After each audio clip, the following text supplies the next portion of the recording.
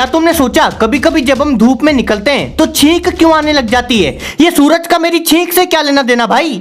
देखो, हमारे फेस पे एक नसों का नेटवर्क होता है जिसे ट्राइजेमिनल नर्व बोलते हैं। तो अब जब भी कोई आलतू फालतू चीज हमारी नाक में घुसती है, ये ट्राइजेमिनल नर्व ब्रेन को सिग्नल भेजती है और ब्रेन बोलता है छींको, इतनी जोर से छींको कि भूकंप आ जाए और वो आलतू फालतू चीज बाहर निकल जाए। अब इसी ट्राइजेमिनल नर्व के बिल्कुल पास में से होके निकलती है एक और नर्व जिसे ऑप्टिक नर्व बोलते हैं। ये आंख से सिग्नल लेके ब्रेन को पहुंचाती है कि हमने क्या देखा। पर किसी किसी इंसान में ये ऑप्टिक नर्व बहुत सेंसिटिव होती है, तो जैसे ही वो एकदम से कोई ब्राइट लाइट देखते हैं, ऑप्टिक नर्व से कुछ सिग्नल ट्राइजेमिनल नर्व में चले जाते हैं और ब्रेन को लगता है नाक में कुछ घुस गया, तो छींको, इतनी जोर से छींको कि भूकंप आ जाए।